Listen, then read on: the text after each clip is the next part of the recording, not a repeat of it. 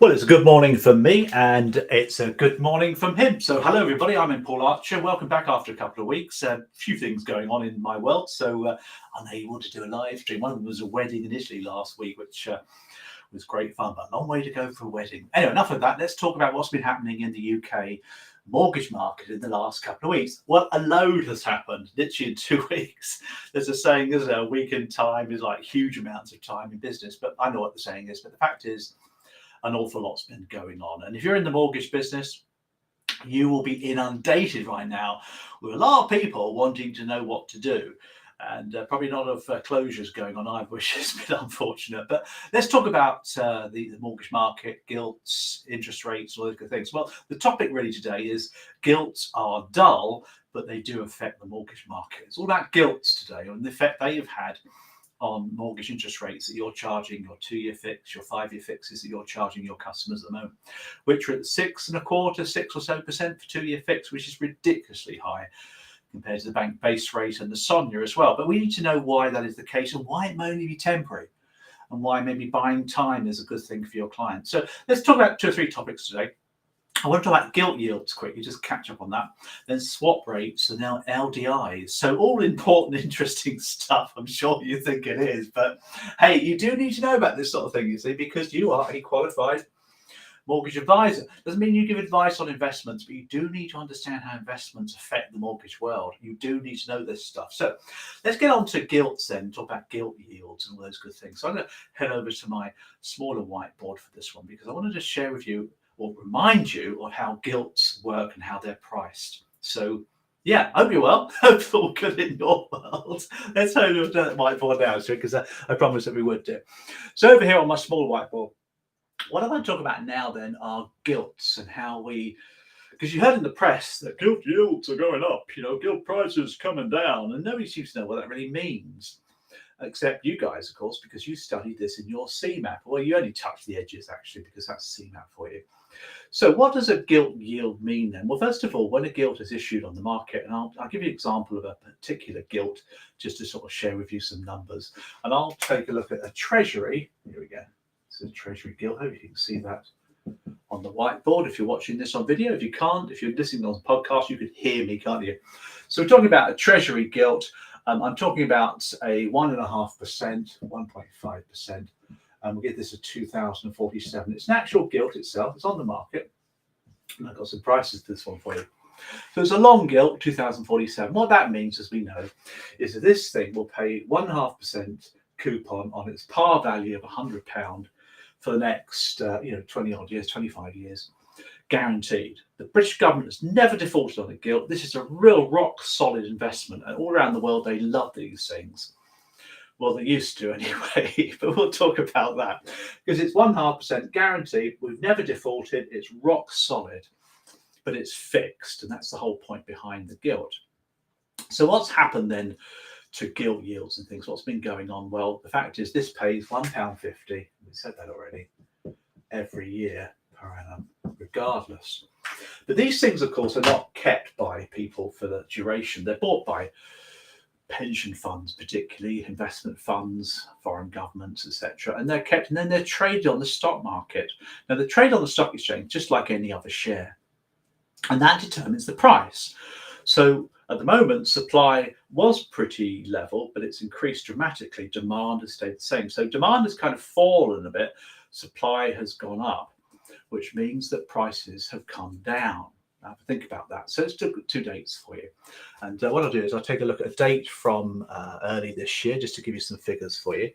Let's go to earlier this year when this thing was launched.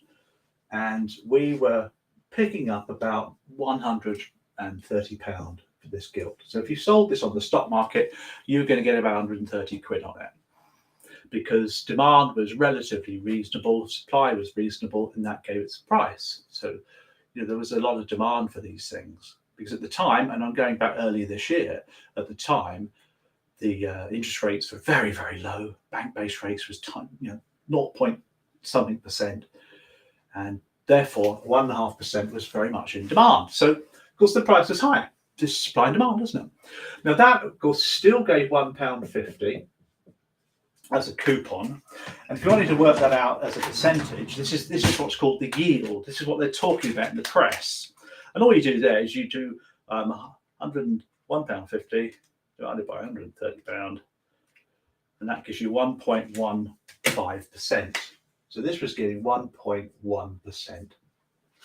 That was the yield that it was giving based upon that price. Now, what's happened though is that the demand for these has remained fairly static, but supply has gone up, and I'll tell you about that in a second. And that, of course, has caused the price to come down.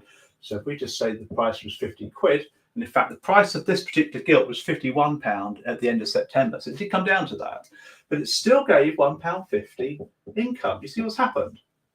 Therefore, the yield has gone up, and you could work that out as well if you wanted to, but the yield equates to 3%. So the yield is 3%, although it actually only pays 1.5%. It's 1.5% of £100, you see. £1.50 is what it's guaranteed to give you every year for the next 25 years. So if you bought it for 50 quid, the yield is 3%. And that's why they keep quoting the yields are rising. As you can see, prices are falling, the yields are rising. And that's the thing about gilts. So that just reminds you how gilts work. So let's dive in now to see what's been happening to gilts and fixed rate mortgages over the last few weeks. So the next thing we need to talk about are swap rates. Have you heard about these in the press? Swap rates. So let's just head over to my other whiteboard, because I'm all over the place this morning, give you lots of information. What I want to talk about now are the swap rates. What's a swap? Have you heard about that in the press? Sure you have. What's a swap? Here we go. What's a swap? A swap. Now, when you've heard about fixed rate mortgages, they've been blaming it on the swap rates going up. And when you look at fixed rate mortgages, they don't correlate, do they?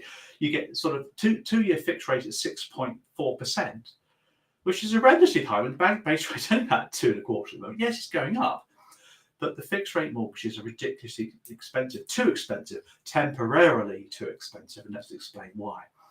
So what is a swap rate then? Well, a swap rate, the best metaphor is, I don't know, say the gas bill, your electricity bill, your energy bills, which are all going up as we don't know. But you could, if you wanted to, a year ago, so get yourself a fixed deal, couldn't you? Because normally gas is priced in a variable rate, so you pay according to the price of the market. But you can get yourself a deal where you fix yourself for 1 or 2 years. And that deal is fixed and it's based upon the future price of gas. That's not dissimilar to what a swap rate is. So here's what happens. We've got our banks, first of all, so let's put our banks in here for you. So that's a picture of our bank. Here's our bank. Now, I'm talking here about commercial banks. These are the guys with all the cash. Now, they lend this money to each other in the overnight market called SONIA. It's not a 1980s singer or 1990s. SONIA stands for Sterling Overnight Interest Average. It used to be called the LIBOR, but the LIBOR was rigged by some bankers, so they got rid of that and they called it SONIA. Now, what this is it's the rate of interest that banks lend to each other overnight. When they got surplus money, they throw it into the wholesale market effectively and lend it to each other on SONIA rate. And loads of other money goes in there as well. And that's generally the wholesale market. That's where we get our money from in mortgage lending. Now, at the moment, I checked it this morning, SONIA is 2.2%, which is reflected by the Bank of England base rate. Yes, it may go up in November, it probably will do, but that's the most up-to-date rate of interest, the variable rate of interest on the marketplace. Now, the reason it's on its way up is because the future is worrying. Many people are worrying about the future, particularly people who deal with money. They're worried about future interest rates, and that's all being reflected in this at the moment. So if we now look at lenders and see how they get their money. So let's take a look at a specialist lender. We'll put a lender down here, shall we? There's our lender. It's a specialist lender. They need to get some money in order to lend to your customers in a variable or fixed rate. So what they'll do is they'll go to the wholesale market and they'll buy it. So they'll buy some money from the wholesale market. So they'll go in there, effectively get some money from the wholesale market. But the problem with that money is it's variable or floating. It's a floating percentage because that's how SONIA works from. which is great, but they don't want that. They want fixed money so they can lend to your customers at a 2 or 5 year fix. So what they do is they go to the banks. So the banks get involved here now, and the banks then swap that floating money for fixed money. That's pretty much it, really. So suddenly the swap is fixed. So you buy your money on variable, you then go to the banks who then give you a swap deal, which swaps it for a fixed interest. And that's how it works. Now, the swap is a very complex device. It's full of derivatives, gilts is something to think about, and all those other good things. So basically swaps it, so they take the risk effectively. Now, the swap rates, because they're pretty much based on derivatives and gilts, is starting to go up. It's based upon the gilt market. And the gilt market is looking horrendous at the moment, as we very well know. Just to take a look at some numbers for you. Let's flick over here so I can give you some numbers. This is the gilt we looked at earlier. Do you remember this gilt? Well, we looked at the, here we go. Let's just point that out for you. The 1.5% Treasury gilt, 2047. See what's happening to this? It's going down. It's going back up again. As you can see this. There was September 22. The yield was 4.89. In 4th October, it's 4%. And what's going to happen today, we don't know. But the yields are very high. The prices, as you can appreciate, are coming right down. Gone back up a little bit there. But it's these yields. That's what swap rate's based upon. And this fire sale, which I'll explain to you in a second, which is causing all the problems. So therefore, you've got these gilt yields are very high. And of course, the swap rates are based upon gilts and derivatives as well. So the swap mortgage interest rate is very high. At the moment, it's about 5%. So you're buying it at 2.2, you're swapping it for about 5. Hence, you have 2 or 5 year fixed mortgages at ridiculously high swap rates. Because that is what's causing the problems. It's the swap rates based upon derivatives and gilt market. Not good. So if you're looking for your clients, you can either go for a fixed rate of 2 years at 6%, maybe slightly less at 5 years. The Nationwide has a 10-year fix for about 5.5%, 6%. Their standard variable rate is about 6%, so would go by that. That's just what they like to charge. Best deal at the moment probably is the Bank of England base rate plus something. Nationwide had one at plus 0.9. Bank of England base rate plus 9. That's about that. No redemption penalties. So that's probably best at the moment. And then when things calm down, because they probably will, then the fixed rates will come down slightly. Depends what happens. Now let's explain finally then. I know this is a complicated podcast and complicated live stream, but you do need to know this stuff. Let's now explain why there's such a fire sale on gilts. Why are these gilt prices, really falling and the yields going up? Because supply has suddenly increased, demand has remained okay. It's fallen a bit because the world doesn't think the UK is much good anymore because of our budget. Judge that if you want to. But the fact is that the gilt market's gone haywire, and I'm going to explain why now with a new instrument you might not have come across. The new instrument is geared towards pension funds and what we call a liability-driven investment, or LDIs. You might hear a bit more about this as we continue on, but these are really, really interesting instruments. I'm going to explain this now for you. So, just need to wipe this board clean for you. So let's have a look at what's really causing the gilt market to go haywire in the last couple of weeks. And why has the Bank of England stepped in to stem the tide? Let's explain all. So, what I'll look at now then is the gilt market. Why is the gilt market gone haywire? Why is there like a fire sale on the gilt market? Now, the first thing you need to do is remind ourselves how company pension schemes work, how a final salary company pension scheme operates, because you need to remember that from your CMAP training. Let's look at an example. Let's look at a couple of companies. So, I've got Boots here, Boots PLC, the chemists. They've been going for hundreds of years now, really good company. Now, they have a final salary scheme that's closed to new members, but it's still there for existing members. So they've got this final salary. So although it's closed at the moment, let's put a little close sign, they still have to look after their scheme because they've got existing people who are already members. Now, their pension scheme, therefore, consists of a lot of money. They have two parts to it. They have the liabilities and they have their assets. So bear with me, this is really important stuff, this. So they've got their liabilities and they've got their assets. Now their assets are pretty much full of gilts now. This is the biggest purchaser of UK gilts. The government borrowing is pretty much taken up by these pension companies. And there's a couple of £1 trillion in this thing of gilts. Now that's pretty fixed. Gilts have been fixed, they're good returns, guaranteed, it's a good place to put your assets. Now their liabilities are the future pensions. So the future pensions that they've got to pay to members are their main liabilities. There you go, future. So they've got a load of pensioners in this thing who need their money when they start retiring or are already receiving their monies. Now the problem with this liability is, although you know how many people you've got in your fund, you don't know how long they're going to live for. Actuaries can have a rough idea, I suppose, but nobody really knows. So this is an unknown quantity.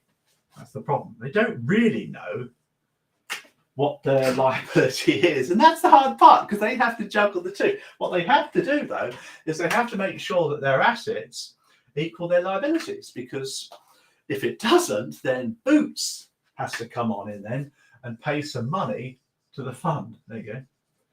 And companies don't like doing this because that costs their profits. Of course, we're going to recession, so the last thing they want to do. So what they've done over the last couple of years, and this is the interesting thing, and you really need to hear this out because, you know, difficult to make this stuff up actually, is they've gone along to the investment market and they said, look, how can we make our assets equal our liabilities? I know, says the investment community, let's give you this new product called an LDI. So let's put an LDI in your asset.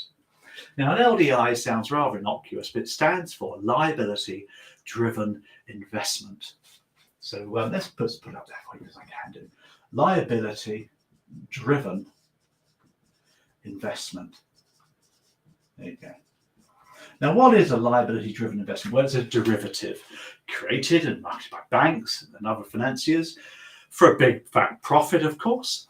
What it does is it guarantees the assets will always equal the liabilities. It does that through complex derivative products, but also lots and lots of gilts, government gilts, which of course are fixed and lovely. But it's based, you see, on the historic view of gilts being very low interest rates for a very long period of time and a very low yield.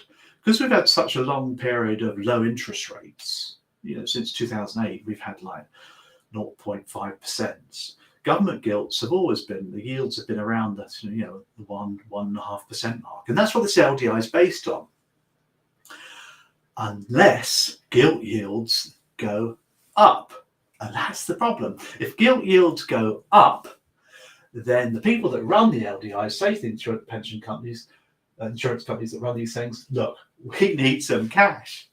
So Boots, of course, don't really want to get involved here. They've outsourced this to pension firms, pension companies, such as, you know, your Legal Generals, people like that. They run these things. They're the ones that have bought these LDIs. Now, they have to pay the people that provide the LDIs cash if gilt yields go up. It's the penalty. So they're having to find some cash very quickly. Lots of cash. So they go to their funds. Have we got any cash, guys? Yeah, we've got a little bit of cash in the bank. Let's pay that, shall we? Okay, we run out of cash. The LDI firms still want more cash because that's the penalty, because yields are going up on gilts. Therefore, we need to give them some more money. How can we do that? Well, let's sell our gilt holding, and that's the problem. So let's just put a big for sale sign.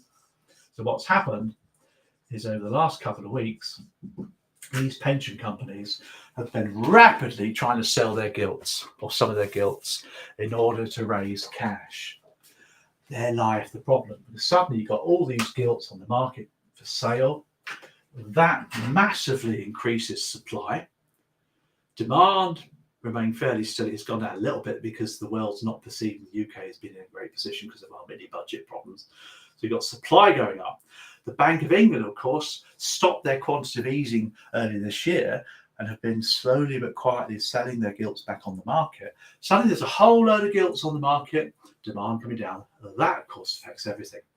Massive supply, low demand, price, of course, changes massively. Price comes down. When prices come down, gilt yields go up.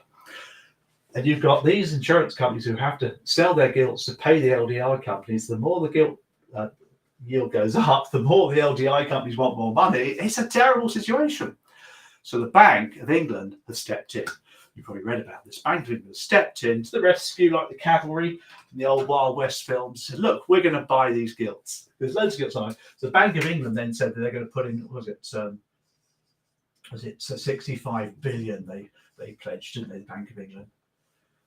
Effectively, what they're doing, Bank of England there, is they're reversing, starting to do QE again. They just basically print that money, quantitative easing, to buy these excess gilts of the market, to calm the market down. So not only has supply gone up, but now demand's gone up because the Bank of England are buying it. And that, of course, controls prices. Prices don't fall so much, they can go up a bit, and then the yields change. So particularly those figures for you on here. Since the Bank of England stepped in, have you noticed here? Here you go.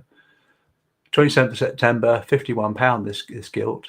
Bank of England stepped in, gilt prices start to go up again. And the yield, of course, goes down. Remember, what goes up goes down.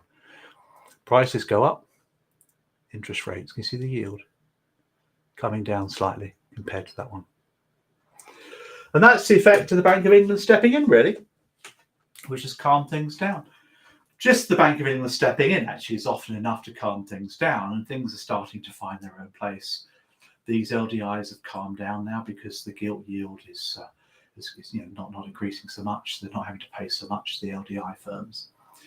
But you could argue that the problem is the LDIs. They were complex instruments brought in to help these pension companies balance the books.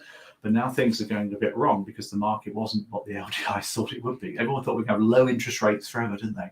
But the world of low interest rates is gone. Things are starting to creep back up again now. So what's the message for mortgage brokers? Let's talk about you guys and what you need to be doing here. It's up to you, of course, how you handle this. We've got a statement coming in today from the Chancellor, the new Chancellor. That will probably calm things down. 3rd of November, I think, is when the Bank of England set base rates again. They'll probably take it up by about 1%. So we're probably going to have about 3.5% bank base rate. Things will calm. Variable rate might trickle downwards. The fixed rate mortgage market might come down a little bit. One would hope so. And next year, things may well calm down a bit more as well. Your customer come to the end of their fixed deals, they'll want to refix. Be careful you don't fix them at a high rate because there's redemption penalties for the next 2 or 5 years. You might want to look at a tracker or maybe some sort of standard variable rate until things calm. Things will calm. We're in an exceptional situation at the moment. Give it a couple of weeks and you'll see where the future is going to be lying around. But you do need to talk to customers about this sort of thing. You do need to understand how it works. It's quite complex, isn't it? But good fun. Hope that's been useful for you. I hope that's clarified things for you. It's all about your CMAT, remember. As mortgage advisors, people that take their CMAT say, well, what do I need to learn about gilts for? They don't affect my mortgage world. But they do, and you've just seen how they do so. So don't underestimate the power of the exams. Hope it's been a useful live stream. We'll be back next week with some more information for you about what might happen this week to keep you informed along the way. Have a great week, everybody, and we'll see you soon. Bye for now.